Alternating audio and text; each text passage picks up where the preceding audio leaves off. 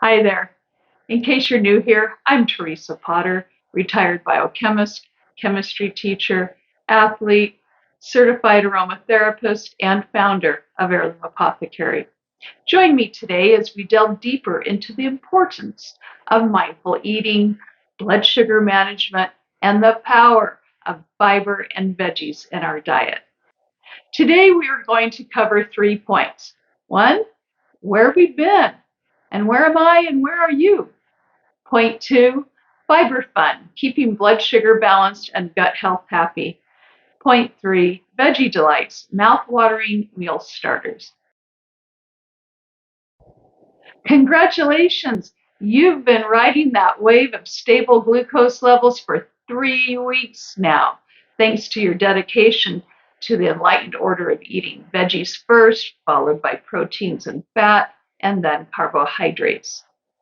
Have you discovered any recipes that particularly resonate with your taste buds? Share your ideas in the comments below so that we can all continue to learn together. How did incorporating the vinegar drink before meals work for you this week? Have you noticed your cravings dissipating or becoming easier to control? Are you finding yourself more satisfied with your meals? Do you feel an overall improvement in your well-being throughout the day with increased energy even during the evenings?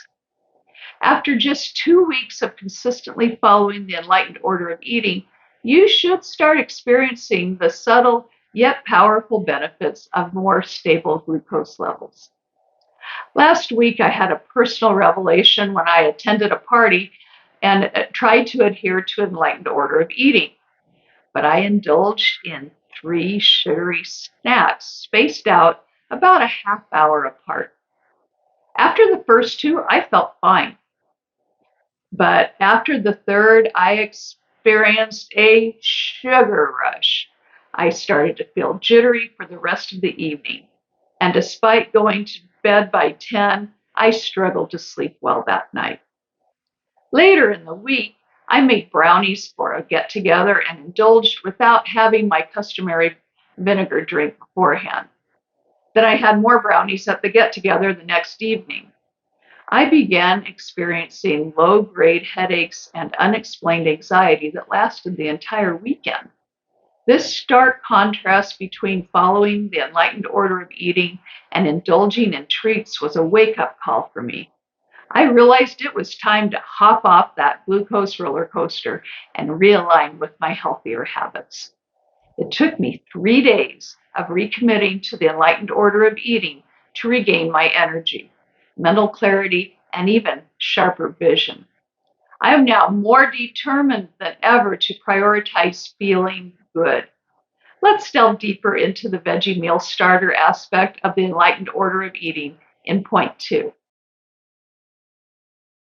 Recall the story of the tortoise and the hare? In a race, a speedy hare challenges a slow but determined tortoise. Confident in his speed, the hare races ahead, leaving the tortoise far behind. However, the hare becomes overconfident and decides to take a nap. Meanwhile, the tortoise keeps plodding along steadily and wins the race.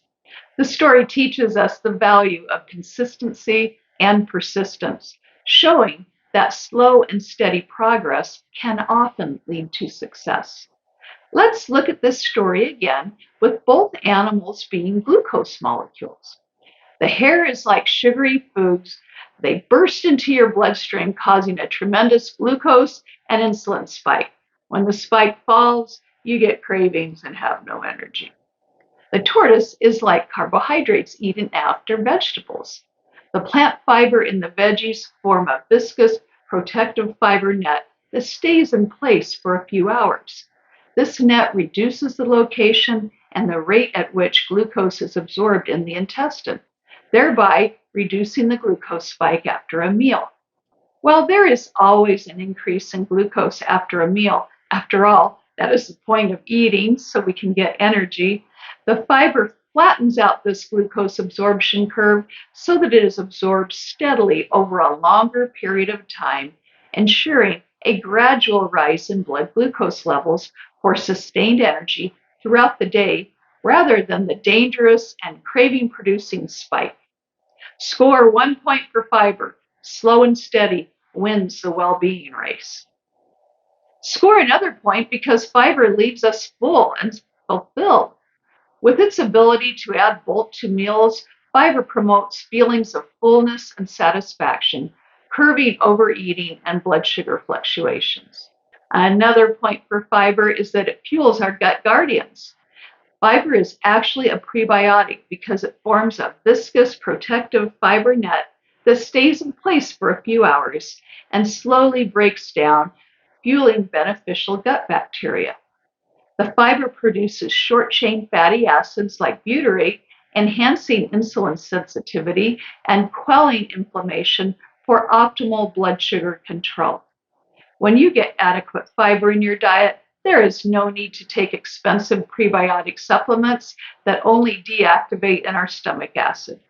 Fiber isn't touched in the stomach acid and moves into the small intestine to work its magic on our gut, including aiding absorption of essential nutrients. Let's give fiber another point for that. While we have been discussing insoluble fiber, the structural part of plants that we can't fully digest, there is soluble fiber that is a cholesterol champion. Soluble fiber varieties such as beta-glucan that are found in beans, avocados, broccoli, nuts, apples, and whole oats assist in lowering dangerous LDL cholesterol levels, supporting heart health and vitality. Another point for that heavy hitter fiber. In essence, embracing fiber-rich foods is key to stabilizing our blood sugar, nurturing our gut health, and warding off chronic ailments like type 2 diabetes and heart disease. Okay, so I'm hoping you're a fiber fan now. Let's move on to point 3, Veggie Delights, mouth-watering meal starters. Be sure to use them for lunch and dinner in addition to your savory breakfast that we covered in our previous video. So, just how many veggies do you need to start your meal, you may ask? Well, there have been no studies to work out the precise ratio. Within reason, the more the better. Or, about a 1-to-1 ratio of veggies to carb is a great place to start. For example, if you'll be having 2 cups of pasta, it's good to have 2 cups of salad first. Remember, salad is loosely packed, so be sure to take this in account. Speaking of salad, while fiber is important, so are nutrients. Please, no blonde salads. I mean, use as much color as possible in your salads, starting with the lettuce. Iceberg lettuce does have fiber, but very little nutrition otherwise. The darker the greens, the better. Experiment with different lettuces. I like to buy a spring mix with many greens already mixed in for me. Then I cut up mushrooms, cucumbers, onions, olives, artichokes, etc. to mix in. Then I like to top it off with balsamic vinegar and a good olive oil. In the spring, I like to make my own vinaigrette from my herb garden and have it in the fridge to pour over veggies, pasta, and rice anytime. I'll make a video of me making this fan favorite when the herb garden is producing later in the spring. Other quick meal starters include soup, preferably homemade with lots of veggies, but be careful of the canned ones. They tend to be mostly carbohydrates such as potatoes, pasta, and rice with few veggies. You could take a canned vegetable soup and add more fresh veggies to level it up. Then there's always crudité, fresh vegetables cut up with hummus or tzatziki sauce. Ooh, I have a hard time saying tzatziki sauce. You know that Greek white yogurt sauce? Ranch dressing really does you no favors and it's inflammatory. Tzatziki sauce is a great alternative. Pickled vegetables are another great idea. You can find many options in the supermarket.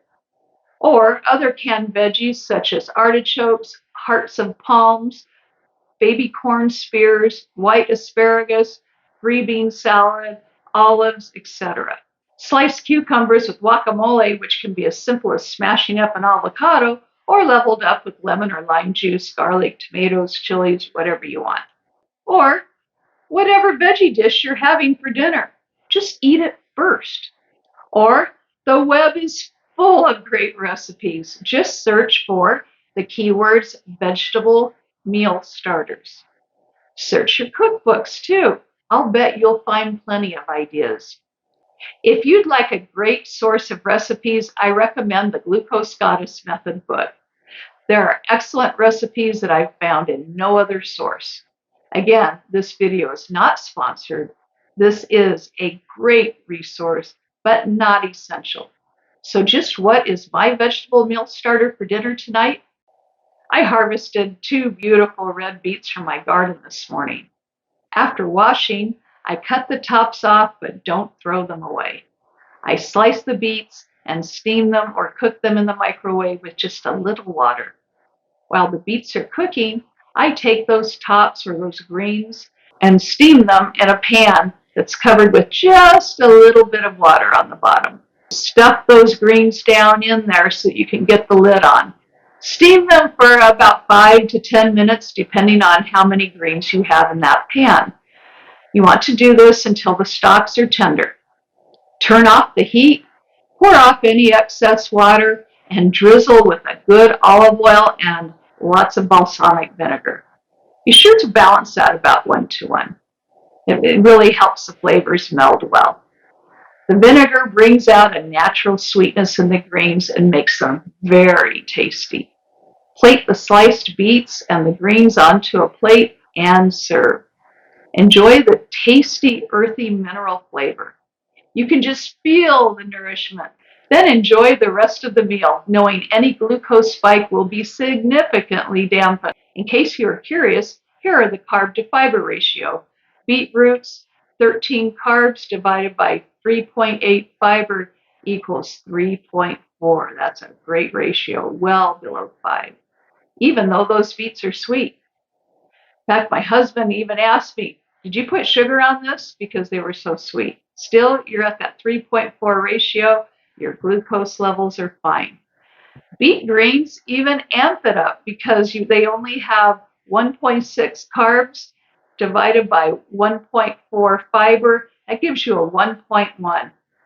Beets and beet greens are a great meal starter. Ready to elevate your meals with these veggie meal starters? Give them a try and let me know how they turn out in the comments below. Pop quiz. What comes before a veggie meal starter?